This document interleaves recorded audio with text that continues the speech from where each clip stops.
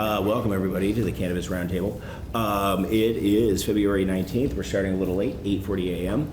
I want to thank Lieutenant Governor John Rogers for putting together this semi-informal, formally formal conversation with industry stakeholders in the cannabis industry. The Committee on Government Operations and Military Affairs in the House is about to start doing work on a miscellaneous cannabis bill this year, so we felt it was important for us all to get together and hear from people out in the field who are actually living the rules, regulations, and guidance that we put together. So with that, I'll defer to you while I speak with the committee assistant about what I just did to a recording. Thank you, Matt, and thank you, committees, and thank you, board, for coming for this. I thought it was important that we hear from people that are implementing these rules and laws on the ground. And so I'm going to just tee up a few of the issues that are on my calendar, and then we'll launch into it. Through the discussions with the group that's here and many other stakeholders, we feel that outdoor growing should be considered agriculture. We should be able to use ag labor. We have to go through a background check. We're not going to let somebody on our farm that we don't trust and know. But realistically, with outdoor crops, there's very little that they can do. What are they going to do? Put green weed in their pocket at the end of the day? It's just like haying for dairy farmers. When the sun is shining and the hay is ready to come in, you need everybody you can possibly get. And currently, if my son is visiting from Virginia or my sister's up from Montpelier, they can't help me in the field. And the consensus is it's silly, and farm labor shouldn't need to go through a card, because sometimes they can only come for a day or two, or maybe help you on one weekend, and do we have to jump through all those hoops to get that help? One of the biggest issues in the industry right now, and this is something that I was afraid of from the very start, and that is that the large indoor grow operations, which are not run by individual Vermonters, they're run by groups with large investors and wealthy people, are really flooding the market. And from my perspective, and you'll hear other people's perspective, I wish we could reduce all licenses down to Tier 2 indoor at the most, because I'm not sure legislators understand, but by cycling, a Tier 2 indoor grower can grow more than a Tier 5 outdoor grower, and it has way more value. It's way more controlled, and we really think that those folks are driving the race to the bottom. They're like Walmart. They have other states that they're making money in, and they can undercut us, and they can make deals with retailers and say, oh, if you carry all our products, we'll give you a discount, which takes space on the shelf from the small craft growers, which is the folks that I want to succeed in the business. Right now, it is very hard to get shelf space because there is an overproduction, and the amount that those Tier 3, 4, and 5 indoor grow operations can produce is just unbelievable, and it's flooding the market. If we're going to let them continue to operate, they need to be charged much more for their licenses. In talks with House Ways and Means last year and with Chair Pepper, I thought we were doing a study last summer, and we were going to propose different fee schedule for licenses. Right now, my outdoor Tier 4 license is $8,500, and a good Tier 1 grower indoor can grow the same amount of value that I can, and I can't remember what a Tier 1 is right now. Is it 1,000? So they pay 1,000. Oh, the dollar number? Yeah, for license? $750. $750. So they pay $750. I pay $8,500. Now, from my perspective, as a state that claims to care about the climate, we should be incentivizing outdoor growing. I'm growing organically in living soil, rotating my crops. I'm doing all the right things for the planet. And my product is less valuable than indoor grown product. So why are outdoor growers being charged so much more? So the license structure really needs to be addressed. Testing, Aspergillus, the Aspergillus test should be dropped completely. The only folks that are affected by Aspergillus are folks with autoimmune issues, and they really shouldn't be smoking. Aspergillus is everywhere. And so you can literally harvest your cannabis and it doesn't have Aspergillus, and somewhere in transportation or drying it could still get it. The stuff is everywhere. And this is, I think, all board stuff, but the pesticide and pathogen test, the cost of testing for operations has gotten excessive. And it used to be we could compost, which means we could take pieces from plants all around the field, mix them together, and have one pathogen and one pesticide test. If there's pathogens or pesticide in your field, they're going to be in your field. And so those of us who grow several strains are really getting hammered by the cost of testing, which affects smaller growers. Same as the registration fee. If you're a giant operation and you're going to make millions of gummies, you pay $50 for your registration fee. If you're a tiny little operation and you're going to make 1,000 joints, you pay $50 for the registration fee. So just trying to figure out some of the ways that we can get the cost down. I'm going to just briefly mention packaging. That's a board thing. What's happening in packaging right now is the majority of us are using glass shipped here from China. And you know, I know we're worried about the environment, but glass shipped here from China, I don't think has a small carbon footprint.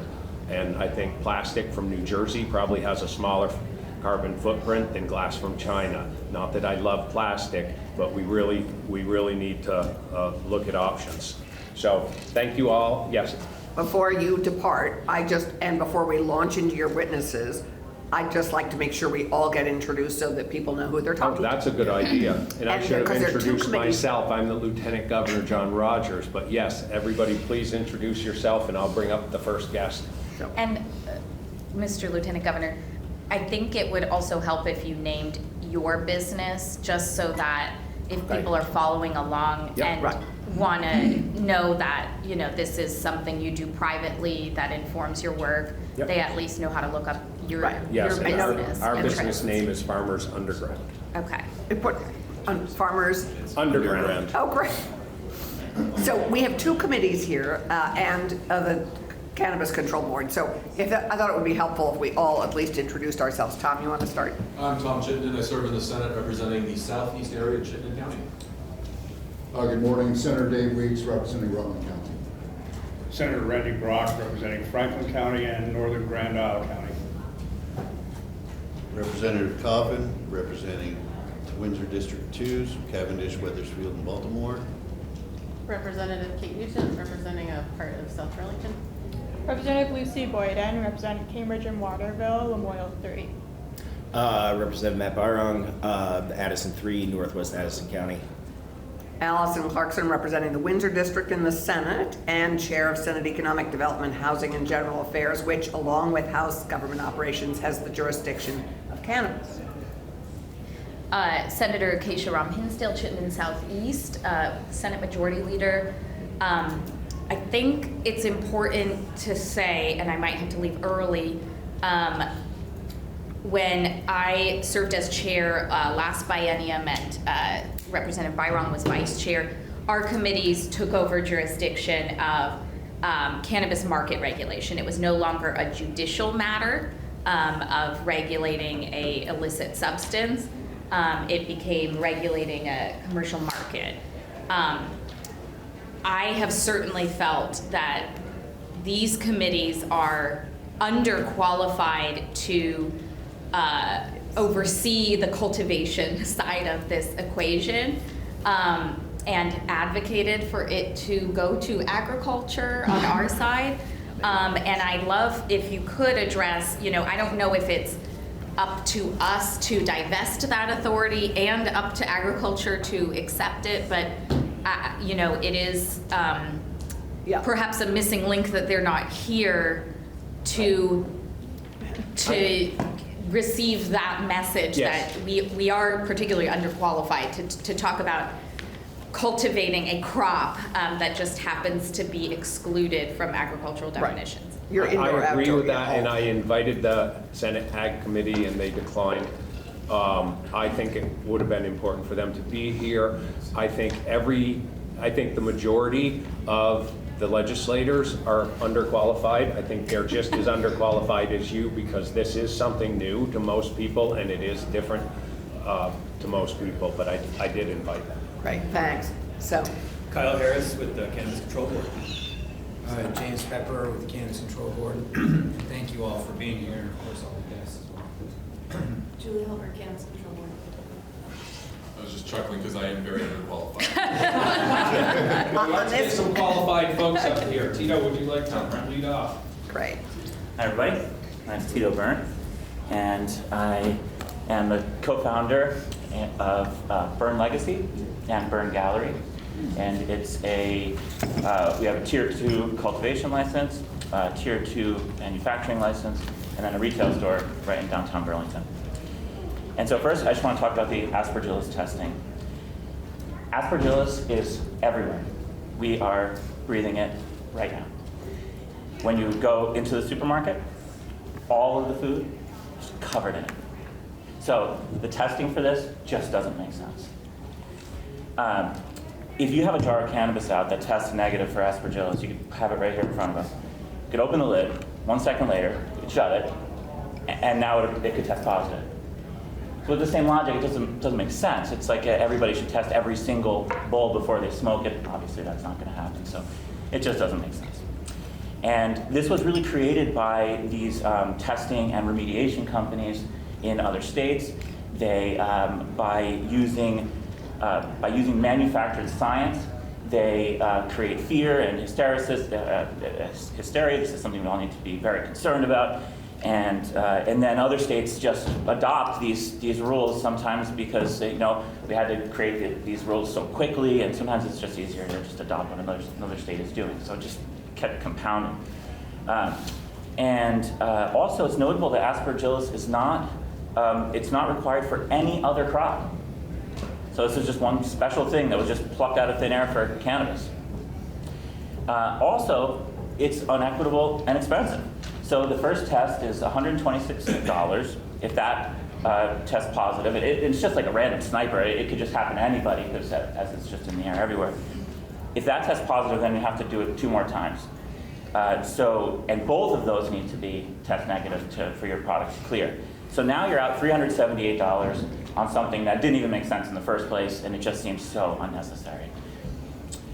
And furthermore, then if you do test positive through this process now, in the rule change, it's saying that the product has to carry this label along with it, like a badge of dishonor that it's now tested positive.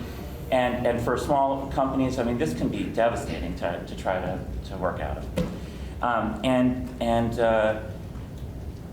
Also notable is that really aspergillus, the fear of contaminated cannabis, it's really for like the most extreme immunocompromised people, lung infections, chemotherapy, this type of thing. Arguably, these people shouldn't really be smoking anything if you're that far into it, especially when there's other ways to do it, like tinctures and edibles.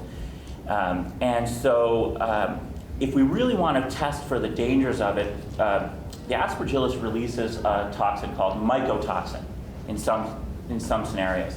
That's what's really dangerous. If you were to smoke that, then that could hurt you.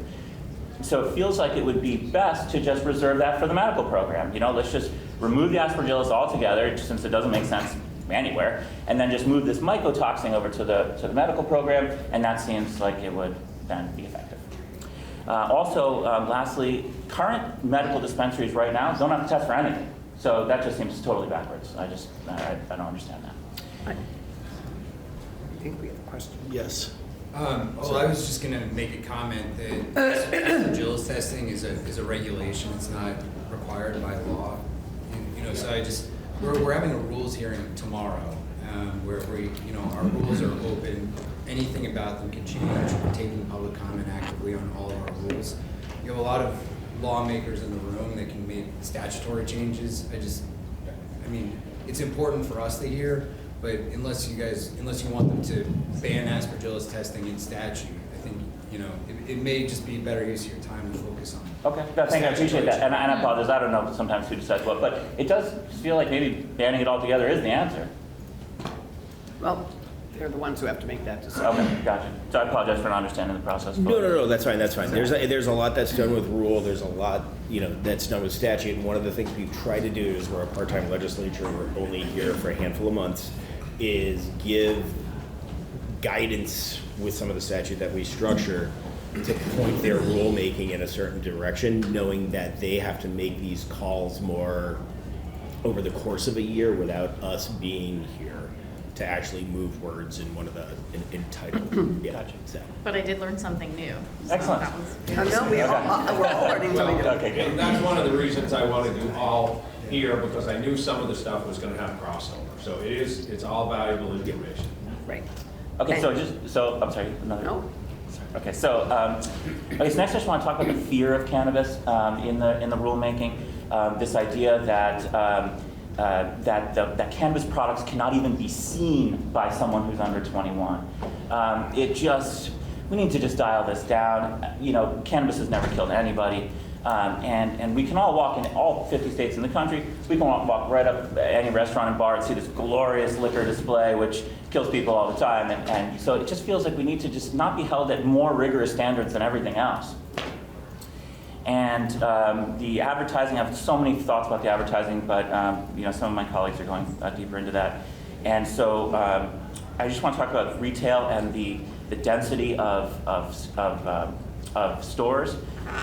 It's getting real crowded, Burlington, Morrisville, some of these places, because we shouldn't have chosen this opt-in structure. It should have been opt-out for these towns. So what I'm proposing is that we close all licenses for a period of time, allow, switch it so that it's opt-out, not opt-in, and then allow the current dispensaries to diffuse into these other markets. I'm sure that some Burlington dispensaries would love to be the first place in Williston or South Burlington or Charlotte or Shelburne, all these places that no doubt many of them would have not opted out if it was switched the other way. And so give it a little period of time, let these current licensees diffuse into these places, and give us all a chance. The crowdedness has certainly made things difficult. And lastly, just that, for decades I've heard about keeping young people in the state. How do we do it? How do we do it? Cannabis is one of the answers. It's exciting, it's invigorating, young people are excited by it, and it can be part of the answer. Thank you. Thank you. Thank you. Thank you. Yes.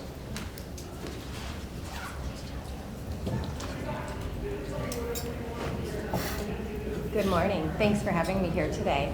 My name's Jessie Lynn Dolan. I'm a registered nurse. I'm a mother. I'm a medical cannabis patient myself. I'm a cannabis caregiver for my son instead of putting him on opioids, as well as a former Tier 2 outdoor cultivator. I'm the immediate past president of the American Nurses Association here in Vermont for the last 4 years through COVID. Very happy to step down and put the hands in some great brains. I'm a former director of the American Cannabis Nurse Association. I founded the Vermont Cannabis Nurse Association in 2017. I'm co-founder of the Green Mountain Patients Alliance and member of the Vermont Cannabis Equity Coalition, which you've often heard testify and speak before. I've been an advocate for many years with a focus on patients and consumer safety. I will second a couple things Tito mentioned, just recognizing that the medical program has never had testing for aspergillus up until this point.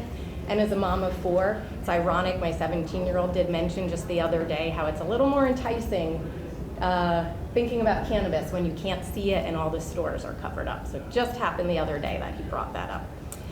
So when I advocate, or anyone advocates for the medical program and patients' interest, we're really advocating for all individuals who consume cannabis medicinally for symptom relief, choosing cannabis over pharmaceuticals, over alcohol, or illegal substances, which is a substantial number similar to the number of registered medical cannabis patients when you compare it in the state.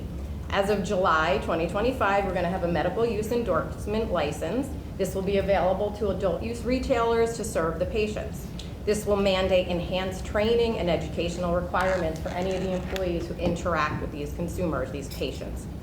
The Vermont Medical Society suggested UVM as the science and medicine course, which I have taken years ago, to satisfy the educational requirements for this medical use endorsement. I disagree due to the prerequisites, the time commitment, and the prohibitive cost to Vermonters.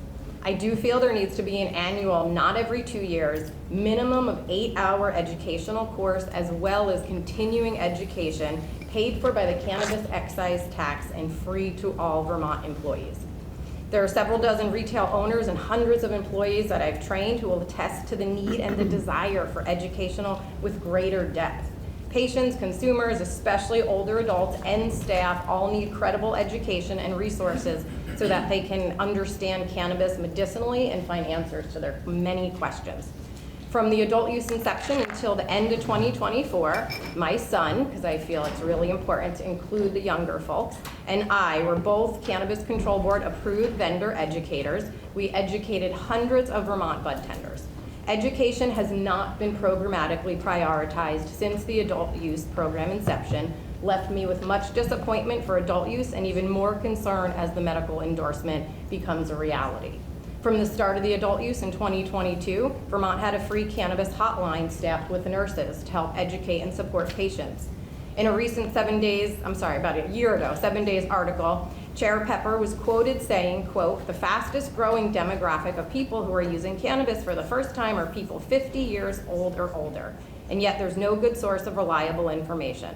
So the Cannabis Nurse Hotline is stepping in to fill that gap," unquote. Approximately 75 to 90% of callers were over 65 on multiple pharmaceuticals, did not want to get high but wanted symptom relief and had no medical person to talk to. One study shows that 65% of doctors report being unable to answer their patients' questions about cannabis with polypharmacy. The hotline shut down April 2024, and current CCB guidance and public statements make it so medical professionals are not comfortable and are unable to work with or therefore provide education to these adult use retailers who will be serving patients with medical endorsement come July and need enhanced training. We request this guidance to be repealed altogether or exclude the medical use endorsement licenses. In the CCB's legislative recommendations for the medical program, please read if you haven't, and that's more to some of the other folks in the room. The CCB proposes Canify, a 15-question online standardized quiz and app. GMPA, the Green Mountain Patients Alliance, does not support this recommendation with valid concern for an unregulated app. With spotty service in Vermont and the #1 consumer being older and least likely to use apps, an app does not seem to be enough. An app paired with a person, a medical professional on the phone, provides an individual unmatched level of support. Patients and Vermonters deserve that. GMPA agrees with the Vermont Medical Society's concerns of Canify's product bias and commercial influence based on the extremely specific product recommendations and lack of transparent algorithms. GMPA supports the CCB's recommendation to move the administration of eligible conditions and oversight under the CCB through reestablishing an oversight advisory panel that we had before adult use inception to help administer and manage eligibility as well as many other aspects. GMPA provides specific board structure recommendations in that medical report as well. We have a medical cannabis program that has no medical professionals, no feedback, and no way of allowing patients and caregivers to have voices either. GMPA continues to advocate that anyone given a prescription of opioids automatically qualifies for a medical card. Other states are doing this. We asked to increase medical plant count from 6 to 12 in flower, as well as allow caregivers to care for 3 patients and patients to have 3 caregivers. If we ever have the time and you're interested, I would love to break down the numbers so you understand why we're asking for a higher plant count. There's a lot of things that can go wrong, from the plant not growing well to burning the brownies. We also asked to raise adult use plant to medical count because many people do use medicinally, just don't want to sign up for a medical card and can't get that medical card for one reason or another. We seek employment and roadside testing protections for patients, work person compensation for medical cannabis, and health insurance, which I know is a big ask. We asked to reestablish the medical cannabis fund for this and to bring medical cannabis transactions to a standard wholesale pricing structure for affordability. GMPA supports the policy position and recommendations of the Vermont Cannabis Equity Coalition ag-related policy to allow on and off-farm direct sales of cultivation tiers 1 and 2, and believe direct sales is the best way for patients to get the most affordable cannabis instead of more affordable alcohol and opioids. We ask to allow public consumption anywhere lit tobacco is allowed. Vulnerable Vermonters and patients need to legally consume their legally allowed cannabis and legally prescribed or verified medicine without risk. Most of the cannabis workforce are bud tenders who rent and have no legal and safe right to consume. We ask legislators to direct $1 million of the cannabis excise tax to the Cannabis Business Development Fund and request 25% of that to the Land Access and Opportunity Board as recommended by the CCB in its Act 166, Section 15A legislative report. We also ask for complete expungement of all cannabis charges and not to recriminalize the plant. We ask a lot. The adult use market is operational, but much work remains to make it equitable, viable, especially the medical program. I strongly feel we need separate meetings and bills carved out just for medical rather than squeezing medical into adult use meetings and bills, as well as medical professionals and patients weighing into the policy-making process. I'm grateful for the time to speak today and also privileged that I can be here safely as a white person, as recent events leave some of my colleagues, people of color, unable to be here and feel safe. I would ask to have members from the Vermont Cannabis Equity Coalition, which includes Racial Justice Alliance, Rural Vermont, NOFA, Vermont Growers Association, and the Green Mountain Patients Alliance, as well as representatives of the LAOB, the Land Access Opportunity Board. As part of these meetings moving forward, I'm a former license holder and am amongst current license holders. Please consider including former licensees in the conversation as well, as they're the ones who know all too well what needs to change to make it viable for them. Thanks for having me. I do have a printout with these recommendations and contact information as well, so thank you. Thank you so much. I have a question for our Lieutenant Governor. Are you collecting everybody's testimony and will then give it to us as a package? How are we doing it? Packages for everybody. Yep.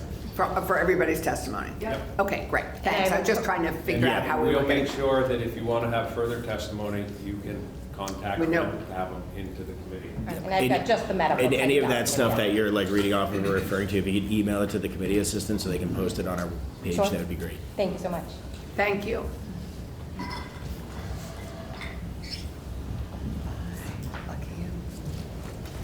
How you doing? Good. Hi, my name is Nick Smith. I'm the co-owner of Emerald Visions. We're a tier two indoor cultivation operation in the islands up in Alberg. And I wanted to talk to you about just several things, but one of them is just different opportunities for additional tax revenue for the cannabis industry in the state.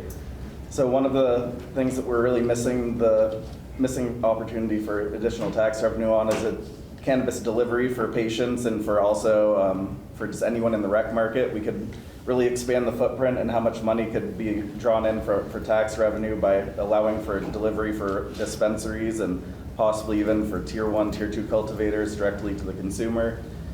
One thing that I think that is a pretty easy thing to do would be to align Vermont's cannabis possession laws from 1 ounce to 4 ounces. That way, there's really just no reason that we shouldn't just have it at 1 ounce. There's no real harm in having more than 1 ounce on you, and it makes so the consumer won't have to drive back to the dispensary.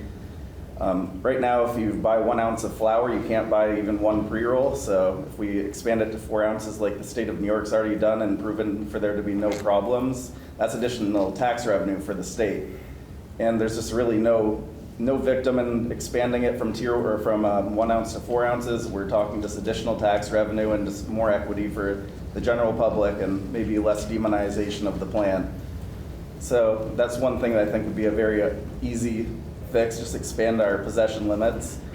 And another thing that's impacting our community and the industry a lot is just the oversaturation. So right now there's 5 tiers of cultivation licenses, and Tier 5 indoor specifically can allow for up to 15,000 square foot of canopy, which is just far too much for the state. Probably it was done in the best of interest for the state to try to make sure we didn't have a shortage, but in hindsight, I think that every cultivator that exists most people would say that beyond Tier 2 is probably, it was too much for the state, and it's just threatening to put a lot of small independently owned mom and pops farmers out of business. So my suggestion, proposal would be to expand from 5 tiers to 10 tiers.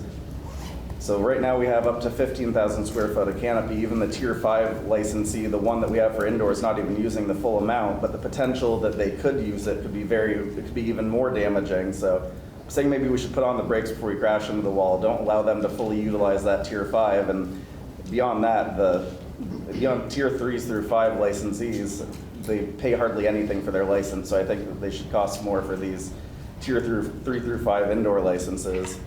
Like $35,000 is how much the largest license costs in the state for indoor licensee, and that person flies back and forth from Idaho sending the profits from their business to another state. So I think we can all agree that we don't want the largest beneficiary in cultivation to be sending our profits to another state.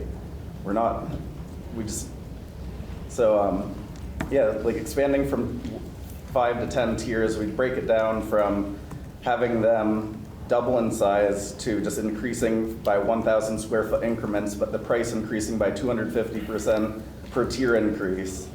So that would make it so people that have the larger tier licenses are paying more what they should, and not just, they're taking up a disproportionate share and basically allowing them to undercut the market through having a lower cost of operations, where it should be costing more if you want to take a larger piece of the pie. And some other things, like removing the opt-in requirement, that would increase tax revenue for the whole state, and it would also alleviate the retail density issue. I don't think that we should really be closing retail in general. I've been personally working for the past 1.5 years on our retail location. We've been going through the Act 250 process, so that would not be good for a lot of people to be closing retail licensing further than, right now we have just like a pause on it, which is a good idea, but until we address it. Increasing flower caps would be a great idea, and it's a really restrictive number, like it's 30% for flower, but it hardly keeps any flower off the market, so I don't even know where this 30% came from, but it makes the consumer think that 30% is something that they should really go for. That's making the consumer go for the higher testing THC flower versus something that actually has more medicinal properties. So I don't know why we chose 30%, but really it should be 36, 40, I don't know. It's already not helping anything. And then for concentrates, other than 60%, if you could boost it up to around 70, that would help a lot for getting more products to market, not have to be retested, reformulated, when you can already have vape carts that are 90% THC. So if we're worried about high THC products, you already have something that's near 100% that's allowed. So I think that the vape cartridge is near 100% potency for a THC. It can be in the 90s typically. So also like farmers market style events would be great, with or without public consumption. That'd be very good for the industry. And maybe a tiered retail system where you could have tier 1 and tier 2 retail, where you could have tier 1 be farmers having just their own product, but with a much lower licensing fee. And if anyone has any questions or I think we're going to hold questions to the end because we started. Yeah. late. We're Oh, gonna- yeah. I think we'd be better served just Get hearing from everybody everybody in. to utilize the time better, then Thank we you. can digest everything. Because- Yeah. So you ready?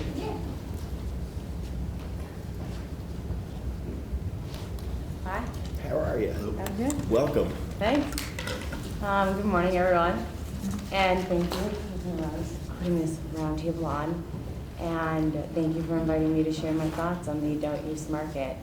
And also, I just want to say thank you for acknowledging that cannabis is not your thing, so you don't necessarily know that much about it. There are 1 or 2 of us who are experts, and the rest of us are definitely not experts. Your experts are right there, and Of all course. of you. Yes. So thank you for all the policymakers that took the time today to speak with us. And thank you to the board for taking the time. I know your time is very limited, and you guys are all very busy. Actually, our time is much more limited than their time. They are paid full time. Thank you, Senator. Are here for them. Well, then What thank was your you name again? very, I'm sorry. very much. My name is Ashley Sorrentino. Nice to meet you. And so I am one of the owners of New England Cannabis Partners. I'm also a member of the VGA, and I hold a seat on the VGA's Retailers Working Group. We are a vertical integrated company up in St. Albans. We have a dispensary and a tier 2 manufacturing, and our tier 2 outdoor cultivation is out in Johnson. One of the things I first wanted to touch on is the equity funding and industry and community reinvestment. I want to outwardly state that I stand with the VGA and the Vermont Cannabis Equity Coalition in wanting at least $1 million of the cannabis excise revenue to go to the Cannabis Business Development Fund for financial and technical assistance for the industry, and for 25% of the cannabis excise tax to the Land Access and Opportunity Board for community reinvestment. Recommendations that the CCB has already supported in their Act 166, Section 15A legislative report.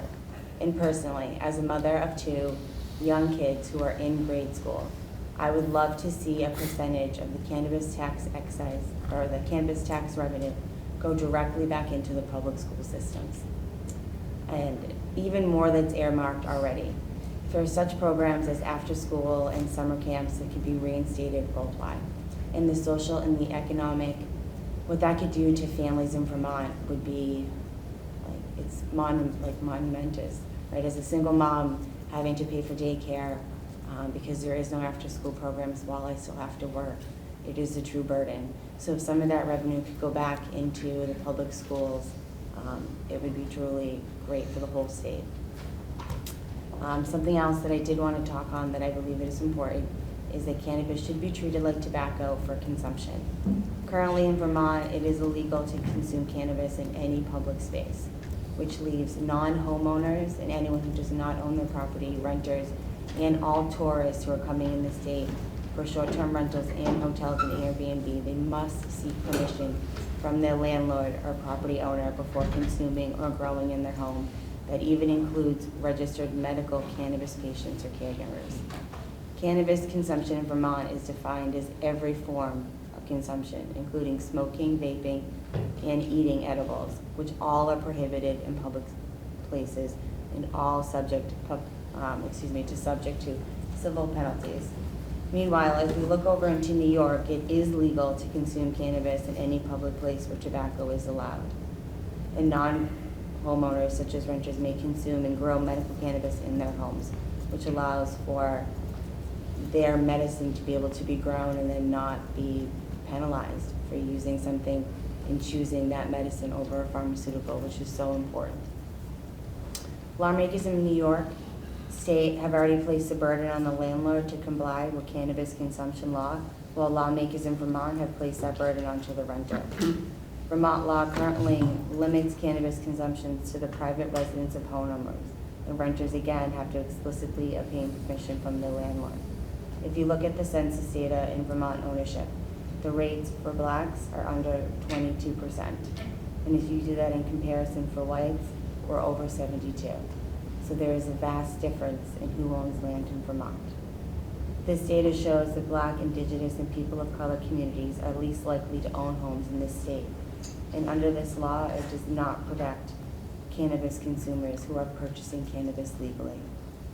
On top of low ownership rates in the BIPOC communities in Vermont, and despite legalizing cannabis in 2018, the ACLU reports law enforcement in Vermont disproportionately arrests Blacks, people, over cannabis-related charges more than whites, despite similar user rates. Providing a legal space for all Vermont's residents to consume cannabis is an urgent public safety issue. This also would eliminate people purposely breaking the law because they don't have any other option. Tourists and those visiting Vermont are also impacted by this law. Public consumption is prohibited. In short-term rentals, hotels, Airbnbs legally require explicit permission. With over 13 million annual visitors in tourism, it's a significant industry for this state. If adults visiting Vermont can responsibly and legally enjoy tobacco, they should be able to legally enjoy cannabis just the same. Legal cannabis users, including medical patients, have almost nowhere to consume legally. In the rental housing or public housing, they face discrimination, allowing Vermonters to purchase legally for providing no legal place to consume is a true disservice to all Vermonters, especially our medical patients. An equitable place for consumption laws to ensure safety and fairness, just like tobacco regulations, is something that we would wish for. And the last time I checked, there wasn't such a thing as a medical nicotine card. And I just put that in there to just distinguish that we do have these places in Vermont where tobacco is legal to smoke and it has no medicinal purposes. But then we have people who actually use this plant for true medicinal purposes and they have nowhere legal to consume. Another very important issue that I'd like to touch on briefly is direct-to-consumer sales and why it's crucial for small farmers this year. Vermont's adult use market is a not viable ecosystem for small growers and manufacturers. Nearly 3 years into the formation of this regulated market, they need a lifeline, and they need it from policymakers this legislative season. They need to be able to sell their products directly to the public. In 2024, the CCB worked with the Tuck Business School at Dartmouth to survey Tier 1 cultivators and to assess their needs and challenges, and their number one priority, returned by licensees, was implementing direct sales. And I repeat, the CCB's own survey of small growers returned that their number one priority is having their ability to directly sell in a regulated manner to the general public. In 25 of January, the New York General Assembly enacted a farmers market concept for regulated cannabis in the market to allow for direct sales for producers. Also, in January 25, the CCB delivered a legislative report on equity that recommends implementing direct sales for small producers. I strongly support that. 5 key issues that are causing these small producers to close shop, and each can be tracked to market structures, as some of my colleagues have already talked about, that right now there is an oversaturation, and the stores that already are, the shelf space is already taken for. So anyone new that is coming into the market, or anyone that is smaller, they do have nowhere right now currently to sell their product. 5 of the small key issues that are causing small producers to close shop can be tracked back to the market structure and the absence of the ability for small producers to sell their product directly to the public. Price volatility, producers must then wholesale their products, so they already take a loss selling it to stores. They have the outside leverage from intermediaries. Retailers can dictate the price and variety, and I'm a retailer, so I can tell you that that is true. The lack of geographical distribution of retail between opt-in and opt-out, so something is bottlenecking the chain. You know, I would love to see more of a policy where every state is, or every town and city is already opt-in, and then they would have to opt out in particular, instead of, so to reverse that. Would be able to hopefully ease up on the bottlenecking of the supply chain currently. Each of the critical issues also places an excess burden on local retailers to try to compensate for these market shortcomings. When small producers can't sell product directly to the public, every license type in the supply chain gets a disadvantage, including the customer. If policymakers do not supply lifelines for small farms and businesses this year, they will continue to struggle. And next year, we will see a lot of these small tier ones exit the market. And all of these unique qualities and some of the best weed grown in Vermont by these smaller tier ones, unfortunately, they will be out of the market by the end of next year if they do not get a lifeline this year through the legislative process. And I know time is limited and there is a printout, so I urge everyone to read it afterwards, so I won't go through everything. But I did just want to briefly touch on the THC caps, and I'm just going to give an example on why the caps are hurting the market, and I know this goes more into the rules, but I did just want to, from a business perspective, just give one quick example of why the cap, which at the end of the day is just a theorized equation in a number, and how it could harm a small tier one. If you have a concentrate currently that is under the cap, say at 65.9%, that is legal to sell. But it has a total active cannabinoids of 81.2. That product is by far going to be stronger than something that comes in at 66.2 but has a total THC of 72. The one product that is 66.1 is now considered illegal, but the one that came in at 65.9 is not. So it does not keep the public safe. The only thing it does then is turn that small tier one 66.2% rosin into carts, which then now puts 200 China-made carts into our marketplaces, 200 more lithium batteries needed for those carts, and a hash resin cart does not sell nearly as quickly as a concentrate. So now you're Actually, I putting. hate to give you the gong, but can you wrap it? Yeah, I'm almost done. And so by just putting that Good quickly in that, reference. yeah, thanks. But just to put that in perspective, is that how something so small and so trivial could either put a small farmer out of business that quickly. Right. And I appreciate your time. Thank you. Thank you. Yeah. The senators have to leave at 9:30, and so we have time for one You more, have to sadly, leave at from us. 9:30? Yeah, we are 9:30. Told you that. I printed out the outline of what I was going to try to say here. I'll try to be as quick as possible. Thank you. My name is Ben Wilcox. I'm a licensed Tier 1 cultivator, and thank you for allowing me to speak today. Thank you for your time. Pretty sure I'm the only Tier 1 cultivator here today, and I want to say that I'm here in solidarity with everybody else too, and Tier 1 cultivators from around the state. I tried to speak to as many as I could ahead of this meeting and get their feedback. And I'm constantly speaking with people, all year long. I've been a licensed cultivator since the start for 3 years, so I've gotten to know people in the industry just through networking. And this is something that we talk about all the time, of course. And where are you based? I'm from Sutton, which is in Caledonia County.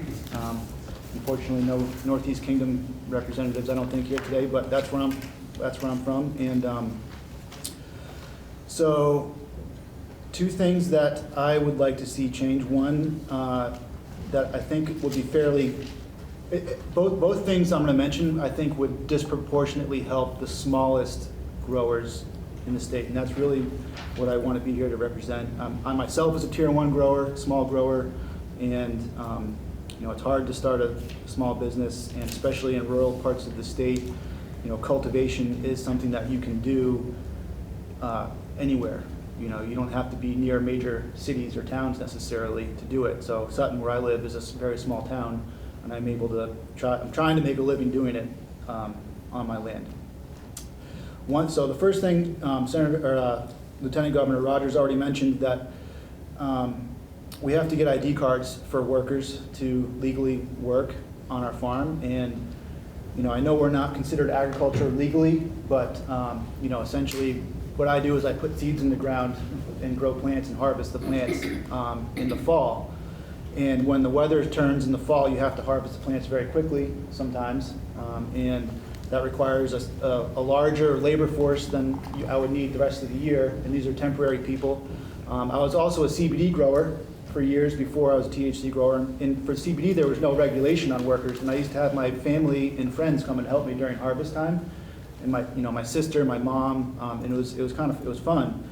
Now, if I want to have my sister come help work for like 3 days, I need to get her this ID card, and you can get a temporary one, but then there needs to be a background check. There's a fee involved, and my sister is somebody who I've known since she was born, so I've known her for like 36 years or something, and I can vouch for her as I trust her, and I feel like I go through this license process. I get a background check, I pay a lot of fees. The state vets me very hard before they issue a license, and I feel like the state trusts me in that process to grow this cannabis and do it so responsibly and follow the laws. And it would be nice if the state would also trust me to vet my own workers and not have to ask permission to have my sister, for example, help me during harvest time. So eliminating the ID card requirement for seasonal and temporary workers for outdoor farmers, I think, would be helpful for all cultivators, and especially small cultivators who often rely on family members and friends to help. And then the second thing is, and this one really would disproportionately help the smallest startup cultivators more so than anybody, is I think some form of direct-to-consumer sales. When I was in the CBD growing business, the first year I grew, I was kind of ahead of the market a little bit, and I was able to sell my crop for a profitable price, and that encouraged me to do it the next year. And then the next year was when nationwide large farms across the country started growing at massive scale beyond. I mean, I grew a half an acre, and I was competing with farms that were growing 10,000 acres all over the country. So the price tanked dramatically, and I there was no way I could sell my crop at a profitable price. I mean, it was so far below my profit margin that I would rather compost it. It was more valuable to turn into compost for me, honestly. However, the retail price of CBD products remained fairly high. And if I had some of my crop turned into CBD oil and sold it through my website, which I made myself, GoDaddy.com, I could get a fair retail price for that product that was grown on my farm and transformed into a usable product. And that was the only way I was able to really continue on, was selling directly to consumers. And throughout the years, I did that for 4 years, and I had pick your own hemp on my farm, where I put up like a roadside sign during harvest season, and I had people come down to my farm and purchase whole plants, kind of like Christmas tree farm. And that was a way for me to get a fair price for the plant. And people also, when they came, it was a wonderful experience for me as the grower to meet these consumers, interact with them directly, and hear their stories about what they were using this plant for. And for CBD purposes, they were all using it for symptom relief of some sort. And so they were using it medicinally. They were taking it home, making their own CBD medicine with it, and getting it at a cheap price, grown by me locally. And these were all local people in the Lyndonville, Sutton, Burke area where I live. So that was a great experience, interacting with the consumers and hearing their stories, and to tie in with how we can help medical patients. It was a way for people using it medically to get it for cheaper than if they had to go to a dispensary to buy it. And I just want to bring up maybe some ideas about direct-to-consumer too. That I don't see it as being a farm stand with a cash box necessarily. I know that's not realistic, and I wouldn't want to do that myself. But there's ways to do it where we could have similar to the way meat is sold. I also raise pigs and sell pigs, and I sell whole animals to people. That the animal is slaughtered on the farm, and the people take the whole animal, they take it home and butcher it themselves, and that meat is not to be resold. They have to fill out a form, sign their name to it, that they will not resell this meat, but they get really good quality meat that's organically raised locally. They fill their freezer, feed their family for the whole year. It's their year's supply. So I think of having done that for years with pigs, I'm wondering if there's a way we could do that with cannabis, where somebody could maybe purchase a wholesale amount of untrimmed cannabis flower that they would legally not be able to resell, but it would be for their own personal use. This could be for medical patients who can't grow their own or don't have the access to grow. I mean, it's a lot of work to grow cannabis, just for those of you who don't know. So it's labor intensive, and not everybody can do it. I figured out ways to do it on my property. I do a lot of it. I'm tier 1, but that's still, I grow 125 plants. And if I could sell a plant here and there to local people, it would help buffer against the price collapse that we're hearing about. We apologize, but we sadly need to go. But we will listen to the rest of it and read all the testimony that And the LG is the bill's starting on the House side anyway, so we're doing like. But this is prep for us because it will be coming to us. All right, well, thank you all for coming today. Sorry. So, but no, you can keep going. We're staying. Oh. Yeah. Oh, okay. That was my We're the origin point for the bill. Gotcha. So they'll get it later. Okay. Yeah. So, anyways, in conclusion, the ID card thing I think would help. And right now, the only way for anybody to sell their crop is to a retailer, a wholesaler, or a product manufacturer. You can't sell it directly to a consumer. There's a retail value for your crop, the best possible. The most I can capture of that retail value is 40% as a grower. That's if I get a fair price from a retailer. Most retailers are doubling up when they buy it from you, and the state takes 20% tax. So out of this 100% value, if it was $100, the state would get 20, the retailer would get 40, the grower would get 40 under the best possible scenario. And that's if you involve a wholesaler, if you involve a manufacturer, it's less than that for the grower. So being able to get the full retail price would help the smallest growers the most. Folks, here are print off what I'll be speaking about. Awesome. So my name is Sam Bellavance. My family has a dairy farm in Alburg in South Hero, Vermont. In 2018, I I started growing hemp on our farm, created the company Sunset Lake CBD. In 2022, I received an outdoor cultivation license from the Vermont Cannabis Control Board. I'm currently an outdoor cultivator as well as operating a retail shop in South Europe. So I want to stick to two really specific issues here because I know you've already received a lot of comments. The first is on product registration. So for folks who aren't aware, all cannabis products in the state of Vermont need to be approved and registered by the Vermont Cannabis Control Board before they can be sold to the public.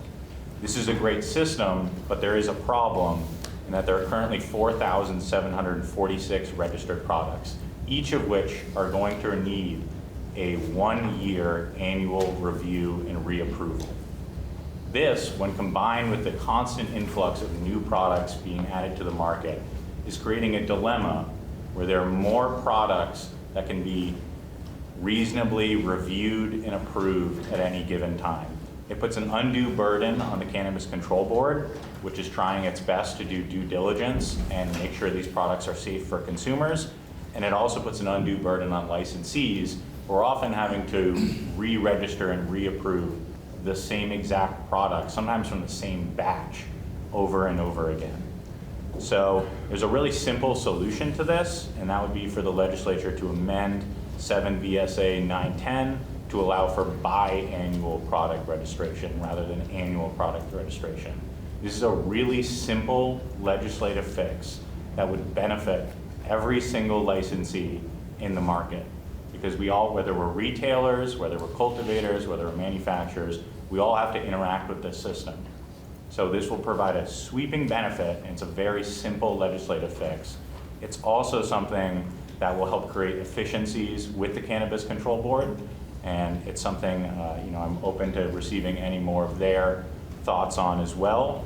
But I think it's something we can work together and create a real win-win, simple legislative change for that issue. Similarly, employee ID cards, they're currently required to be renewed once per year. This is also a bit of a burden because most employees are working at the same company for more than 1 year.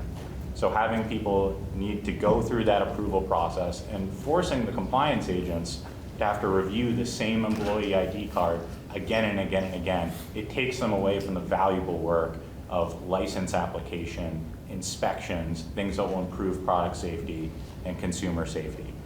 The Department of Motor Vehicles, the Agency of Agriculture, the Department of Education, all of these agencies have multi-year license options. It makes a lot of sense for the cannabis industry to have that as well. I know I might get some pushback from members of the legislature saying, well, wouldn't that reduce fee revenue?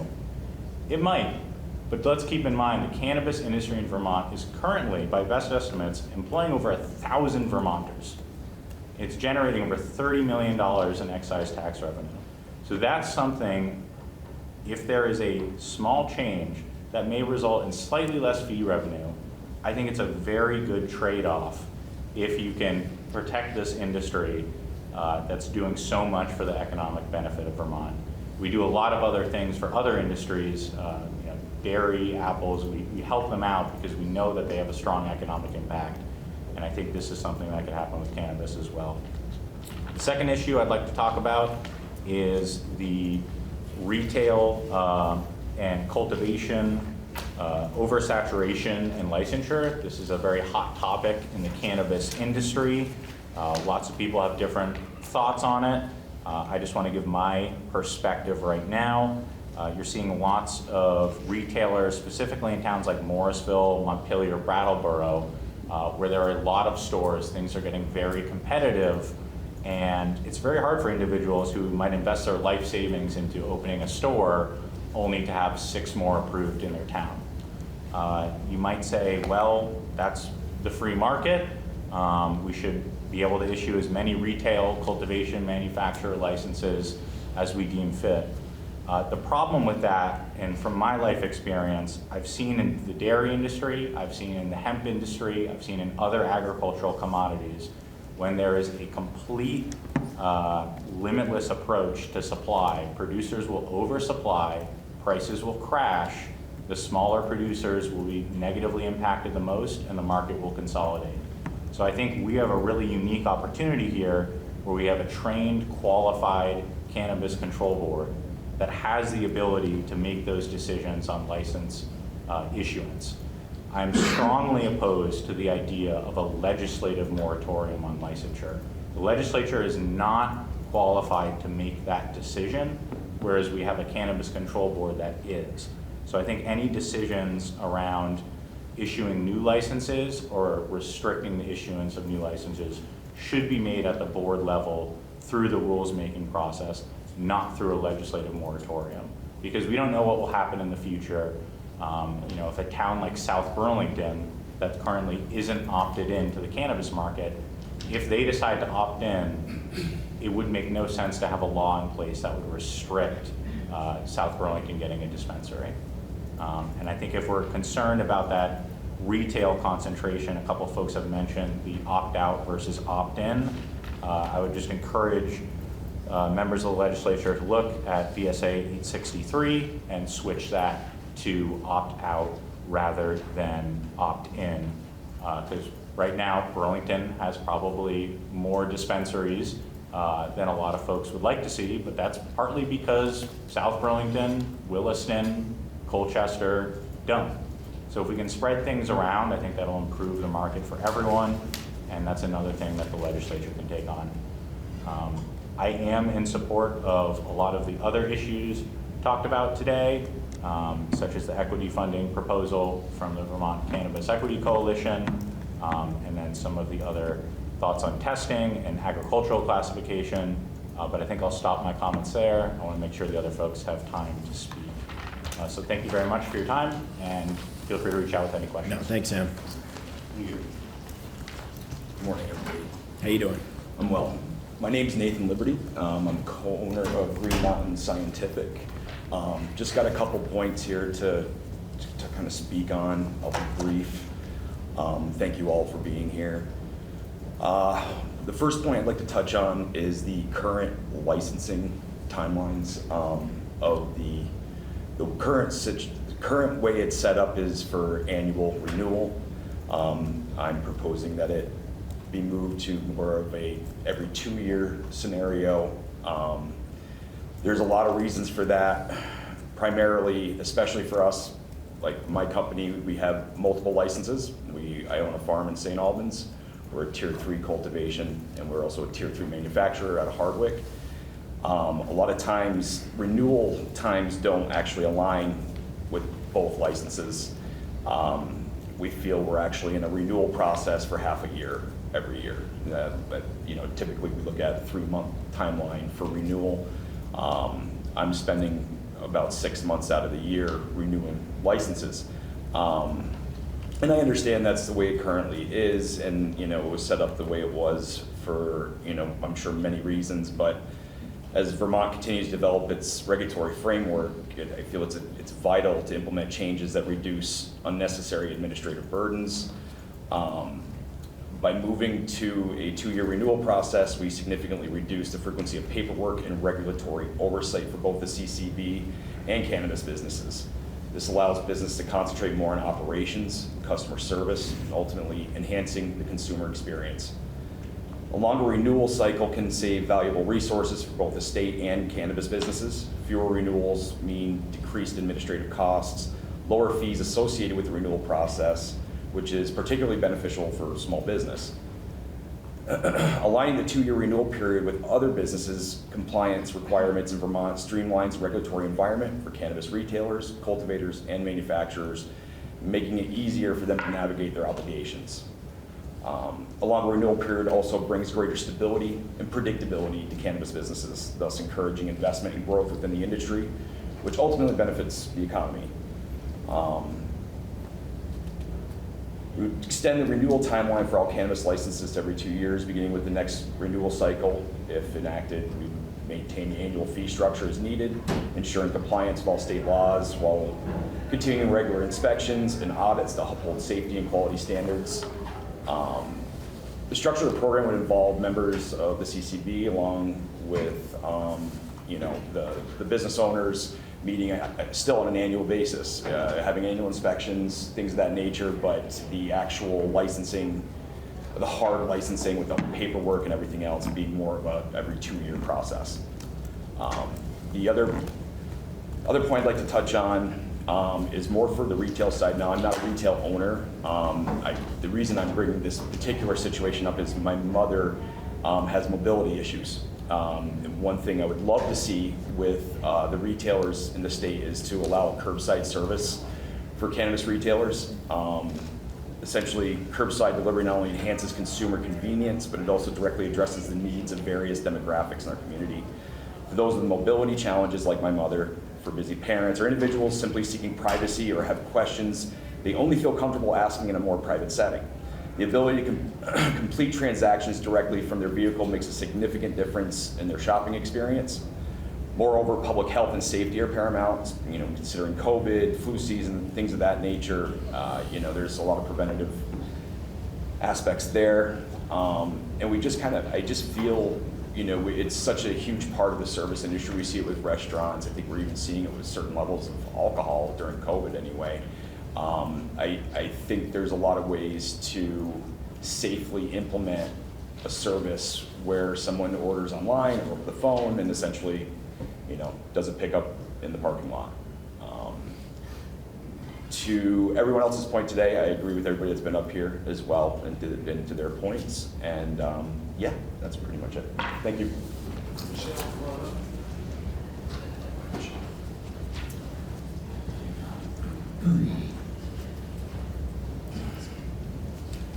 Hello. Thank you for y'all's time today. Thank you guys as well. I am Michelle Chapman. I am from Highly Rooted, and we are a Tier 2 manufacturer. I also run a program that helps cancer patients. What I'd like to speak with you guys today about is the process that we have to add qualifying conditions currently. As you know, you guys have to do it, and it's a very long process, and it takes a very long time. And you guys might not be given all of the information on why this specific disease or condition should be able to get it, whereas the CCB and other people do have that information. Another issue is getting people med cards when they have qualifying conditions, but their doctors won't sign the diagnostic paperwork confirming that. Typically, it's because they're worried about the legal repercussions, or one of the newest things we're hearing is, why do you need a medical card when there's recreational cannabis? But there are lots of products like suppositories and patches that are not allowed in the recreational market, but are very good in the medical market. My husband is a 2-time cancer survivor. He had 3 different oncologists, 1 at Dana-Farber in Boston and 2 in Vermont. Between those 3, we could not get him a medical cannabis card. They all refused to sign it. Dana-Farber refused because they received so much federal funding. He just, he just wasn't even happening. The oncologist looked at us straight in the face and said, "We received federal funding. I can't risk it." Okay, so we tried the 2 in Vermont. Both of them would not sign it. It was, why aren't they signing it? Why isn't Dana-Farber signing it? Why isn't your primary signing it?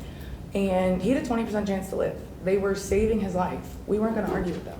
Dana-Farber, you can be kicked out of the program for anything. If you miss an appointment, anything. So the last thing we were going to do was be like, no, you have to sign this legally or whatever. We just, took it. Thankfully, because recreational cannabis was legal, we weren't allowed to buy it. We were able to grow our plants at home, and he was able to get most of what he needed. However, most people don't have that luxury. Creating a medical advisory, reestablishing the medical advisory panel to handle both of these situations, in my opinion, would be the best case scenario.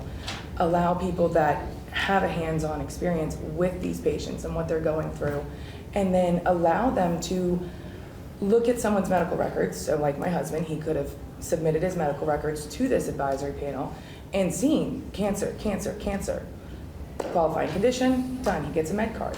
But instead, he went without because they were all refusing to. We weren't going to doctor shop when we're talking cancer. Maybe, epilepsy or something else, as someone with epilepsy, but you don't doctor shop oncologists. Once you find one that's saving your life, you stick with them. Thank you guys so much for your time today. Natalie?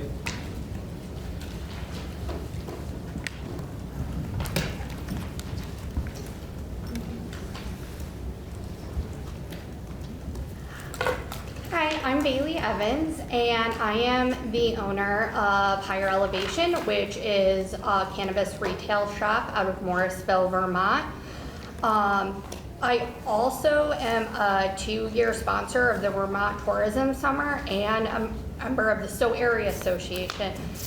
And why that matters is I am here to talk about just the public consumption law and how it's affecting cannabis tourism in Vermont. So just like any other form of tourism, be it like we have a really thriving craft beer tourism market in Vermont and alcohol, cannabis tourism has the exact same thing available. So the problem is public consumption law is incredibly strict for Vermont.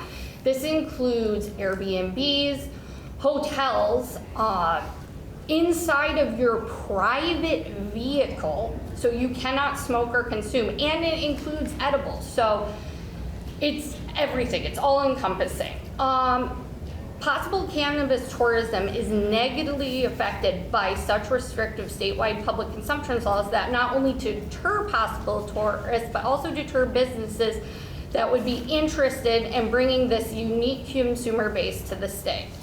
Why is this a problem? It makes private sector spaces more hesitant to allow safe spaces and inclusive language for cannabis tourists.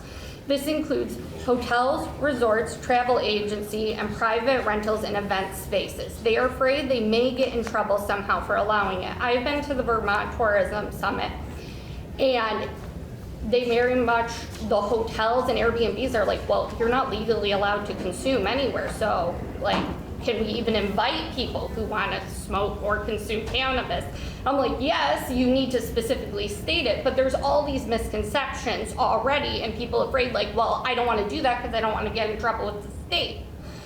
Vermont is missing out on a major tourism revenue stream by allowing such strict public consumption laws. This is more than allowing event licensing, though this is a start. This is about making the cannabis market look more like the Vermont craft alcohol market that Vermont has been pushing to tourists for years. Alpha reported in 2023 the global cannabis tourism market side was estimated at $10.23 billion, with the U.S. accounting for the largest revenue share of over 50%.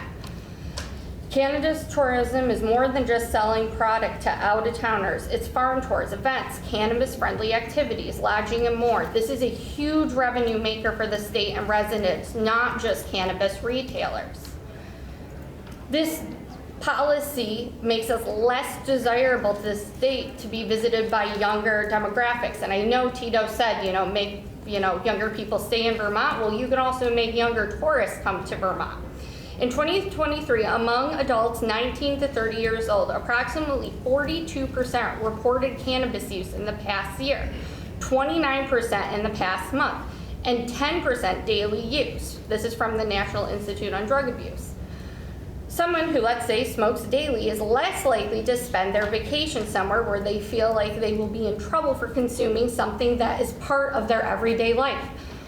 This also includes people who are medical patients. You're not going to go somewhere where you can't consume your medicine, but also if it's, something you do recreationally, you're probably not going to go somewhere that's like, well, I could get fined or in trouble. You're not going to go there. You're going to pick somewhere else. Other bordering states with more lax public consumption laws, like New York, are more desirable for cannabis tourists, and more lax advertising rules allow them to still even Vermont consumers away from the state. Possible solutions: we can alleviate a lot of these problems by making rules on the public consumption of cannabis the same as alcohol or tobacco. This can be by bringing cannabis down to tobacco or alcohol standards, or bringing them up to cannabis.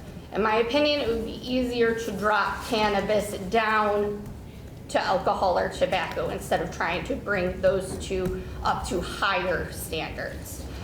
Public consumption law for cannabis is hurting Vermont's most vulnerable populations. They talked about that with renters. I also have it in the beginning of this document. I feel like we've already talked about it enough. Vermont is losing out on millions of dollars in revenue by allowing public consumption laws to discourage cannabis tourism. By lessening the public consumption loss to something similar to alcohol consumption, Vermont would see more tourism, less oversaturation of the cannabis market, and less strain on medical and low-income consumers. Thank you, Bailey. I have to run. I'm actually speaking at Recovery Day across the street next, so I'm not going to stay, but if you guys want a few minutes, you got a resource here. If you want to ask questions, I'd just like to thank the board and the committee for this opportunity. And please reach out. I'm in the building every day. When you're taking testimony, I'm happy to be a resource, but we've got some great resources all around the room. What we're really hoping for is that, opposed to what's happened over the last few years where we make one or two little small changes, that we can actually address a whole bunch of things that we see that would really help the industry. So thank you. No, thanks for organizing this. Thank you, John. Yeah, welcome to hang out there for a while. Cool. Thank you all for coming in. Thank you. So, before we officially wrap things up here, I just want to thank everybody for coming in. I know I've spoken with a lot of you individually. Some of you are new faces. We are starting work on the miscellaneous cannabis bill this week. The draft is just that. It is just a draft. It's a starting point. Don't think all of these things are etched in stone as where we're heading. We honestly just needed to get the conversation going with the product. So, we'll be in touch. Representative Boyden and I are the leads on this. She is the primary point of contact for you folks, so we can work together on how to build the language. And Lieutenant Governor Rogers is definitely a resource, and obviously working in collaboration with these fine folks over on this side of the table. We do, however, have to get this crew back up to our committee room because we have an elections bill that we need to start working on. So I just wanted to thank everybody for coming in, and we look forward to trying to help you folks get some changes within statute and structure, or provide rulemaking authority that can help make your lives a better place. My whole goal is to continue to dial in and keep this market stable for everyone's success. So Please consider a separate medical bill as well. that's going to be a conversation. Yep. So with that, that's all I have for